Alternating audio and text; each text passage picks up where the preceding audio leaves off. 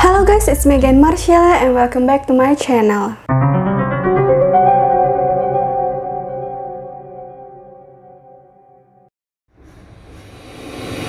So guys, di episode Mastery kali ini aku mau bahas mengenai suatu case konspirasi yang lagi menjadi bahan gibahan banyak orang nih guys. Dimana ada suatu perusahaan e-commerce yang diduga terlibat dalam sindikat perdagangan manusia. So, tunggu apa lagi? Let's get it started. Jadi guys, bahasan konspirasi kita hari ini adalah suatu perusahaan yang namanya Wayfair. Ya sebenarnya dari judul juga kalian udah bisa baca sih ya guys. Wayfair ini sebenarnya adalah perusahaan e-commerce di mana basisnya itu dia jualan perabotan rumah tangga guys. Tapi akhir-akhir ini si Wayfair ini jadi hot topic banget guys di sosial media, baik itu TikTok, Twitter, Instagram, Reddit, dan lain sebagainya. Kalau ternyata perusahaan ini tuh secara terselubung terlibat dalam sindikat perdagangan manusia. Lah, emang tanda-tandanya apa? Kok nuduh sembarangan sih? Nah guys, para sosial media ini atau para netizen gak sengaja melihat keanehan-keanehan yang ada di websitenya si Wayfair. Jadi di websitenya dia itu ada beberapa lemari yang mereka jual dengan gambar yang sama persis, tapi harga dan deskripsinya itu beda guys. Yang lebih anehnya lagi guys, harga dari lemari itu nggak masuk akal banget. Jadi range-nya itu antara 12.000 sampai 14.000 US dollars. Dan kalau dikonversi ke rupiah itu berarti sekitar 180 sampai 200 jutaan guys. Nah coba deh teman-teman lihat, worth it nggak sih menurut kalian lemari dengan harga segini? Kalau menurut aku pribadi sih nggak banget ya. Wong kayak cuman lemari putih plek dan kayak kusem gitu guys warnanya. Dan yang lebih bikin mind blowingnya guys, ternyata setelah ditilik-tilik, nama dari deskripsi item produk-produk tersebut itu punya kesamaan dengan nama-nama orang hilang. Jadi guys, ya udah tadi aku bilang ya, jadi si lemari ini kan punya deskripsi dan harga yang berbeda-beda meskipun gambarnya tuh plek sama. Nah, nama deskripsinya itu kayak nama-nama cewek gitu guys. Nah, contohnya sih Semaya 5 ini guys. Dan kalau diselidiki, ternyata pernah ada orang hilang yang bernama Semaya juga dengan nama lengkap Semaya Mewmin yang hilang di daerah Ohio, United States. Selain itu guys, ada juga lemari dengan deskripsi Yaritza Storage di mana pernah ada orang hilang di daerah Connecticut dengan nama Yaritza Castro. Begitu juga deskripsi item produk lainnya dengan nama Annabelle 5 di mana identik dengan orang hilang di daerah Kansas bernama Annabelle Wilson. Dan deskripsi dengan nama Kayla 5 yang hampir sama dengan nama orang hilang di daerah Ohio yang nama lengkapnya adalah Kayla Coleman. Merinding banget ya guys ya, kalau dipikir-pikir kok bisa samaan gitu. Nah selain lemari, mereka juga menjual bantal zodiak yang kasusnya ini mirip-mirip guys. Jadi bentuk dan desainnya menurut aku itu hampir sama plek banget, tapi deskripsinya itu berbeda-beda. Aneh sih, parah. Nah harga dari bantal ini itu dibanderol seharga 9.999 US dollars atau sekitar 150 juta rupiah. Gak make sense banget gak sih guys?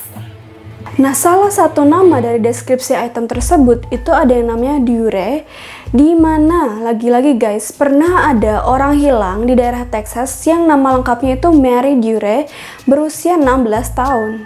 Tapi gila sih ini kalau namanya ini kebetulan yang luar biasa banget guys.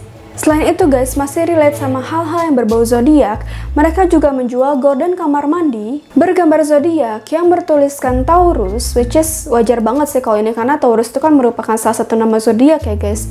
Tapi anehnya di bawahnya itu ada nama Michelle, dimana nama Michelle ini adalah nama wanita yang common kan guys. Dan anehnya harganya itu 9.999 US dollars atau sekitar 150 juta rupiah hanya untuk satu gorden kamar mandi. Namun anehnya ada satu gorden lainnya yang menurut aku itu sama persis dan hanya bertuliskan Cancer tanpa ada nama apapun di bawahnya. Dan harga dari gorden tersebut itu hanya 99,99 US dollars atau sekitar 1,5 juta rupiah. Nah kalau yang ini mungkin masih agak masuk akal guys ya. Tapi untuk gorden kamar mandi seharga 150 juta itu kan tanda tanya besar. Dari lemari, bantal, gorden, sekarang kita pindah ke karpet yang mereka jual guys. Para netizen ternyata cukup jeli juga ya guys ya buat menemukan keanehan lain di karpet yang mereka jual. Salah satunya adalah karpet dengan nuansa warna merah hitam ini guys, yang berdeskripsi one of a kind dengan stok yang tinggal hanya satu-satunya dan dengan harga yang fantastis juga guys. Harganya itu 7.599 US dollars, berarti sekitar 114 juta rupiah. Dan nama dari deskripsi karpet tersebut itu adalah Terrell, dimana kalau dicocokkan dengan data orang hilang, itu cocok dengan seorang gadis yang hilang di daerah Iowa bernama Brescia Terrell. Dan ini contoh karpet lainnya yang mereka jual ya guys ya. Menurut aku ini aneh banget sih, dan coba kalian lihat, ini itu gambarnya plek sama dengan harga dan deskripsi yang berbeda-beda. Dan ada juga table coffee ini guys. Gak cuma itu aja guys, jadi mereka juga menjual satu box penuh mainan cowok seharga 9.999 US dollars dengan bertuliskan Dylan di box tersebut yang cocok dengan nama anak hilang di bulan Mei 2020 bernama Dylan Ehler. Bahkan guys, ada juga pajangan bentuk burung berwarna hitam di websitenya Wayfair UK bernama Shannon Blackbird seharga 56.999 pound sterling atau sekitar 1 miliar rupiah lebih, yang menurut aku itu nggak make sense banget sih hanya buat sebuah pajangan harga segitu. And again, relate juga sama salah satu anak hilang di daerah UK bernama Shannon Matthews. Jadi para netizen ini berspekulasi bahwa bisnis utama si Wayfair ini adalah perdagangan anak yang mostly korbannya adalah anak-anak yang diculik dan kemudian dijual melalui situs mereka dengan penyamaran-penyamaran yang halus guys. Karena nama dari Wayfair ini sempat menjadi perbincangan hot karena namanya itu yang dianggap ganjil guys. Beberapa orang berasumsi bahwa nama Wayfair ini memiliki arti terselubung, di mana Wayfair diambil dari kata wave yang artinya adalah anak terlantar dan fare yang berarti biaya transport. Jadi Wayfair ini diduga kuat bahwa dari sejak company itu berdiri, bisnis core company mereka adalah perdagangan anak.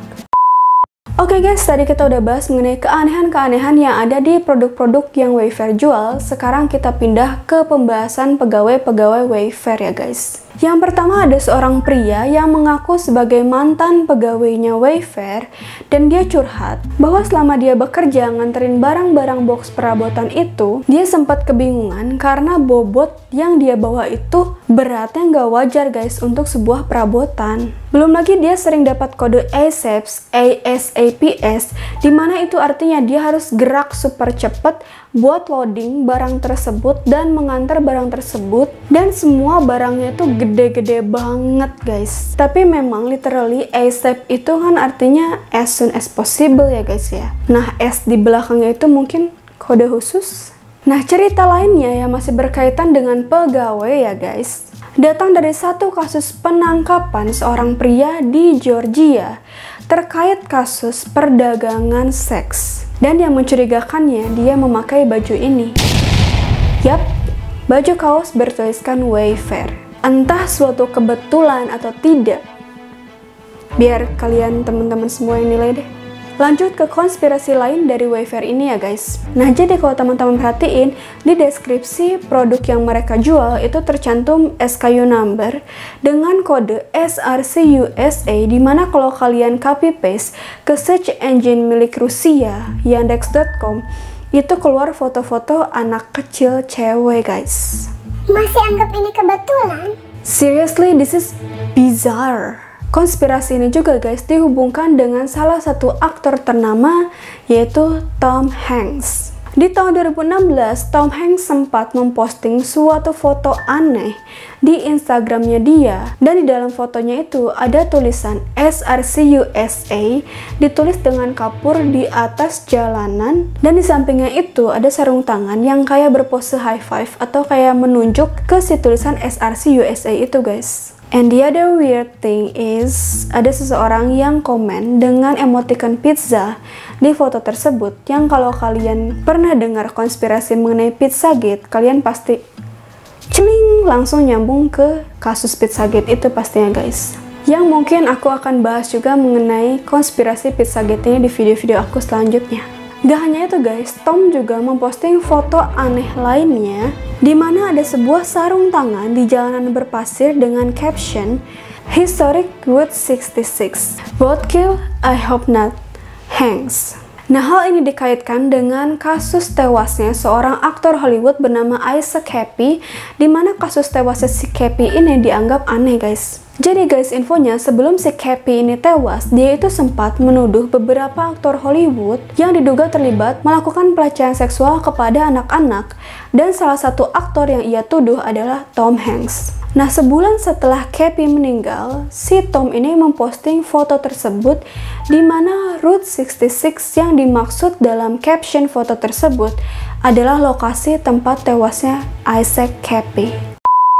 Jadi guys, sejauh ini pihak dari Wayfair sudah memberikan klarifikasi mengenai konspirasi Wayfair ini, bahwa mereka tidak terlibat sama sekali dalam bisnis perdagangan anak maupun bisnis perdagangan manusia. Dan memang bukti kuat untuk menuduh Wayfair melakukan hal tersebut itu sebenarnya nggak ada juga guys. Karena nggak ada satupun orang yang bisa buktiin mereka order salah satu item yang aneh itu dan menunjukkan apa yang terjadi setelahnya. Apakah mereka menerima anak dalam lemari atau enggak. Tapi mungkin dari teman-teman semua pasti ada yang berpendapat, ya iyalah, mana ada maling mau ngaku. Bisa hancur juga ya kan bisnis dan perusahaannya. Atau dari teman-teman semua ada yang gak percaya sama sekali dengan konspirasi ini dan bilang bahwa ya itu mah error kali algoritma dalam websitenya, jadi dia munculin harga-harga yang aneh.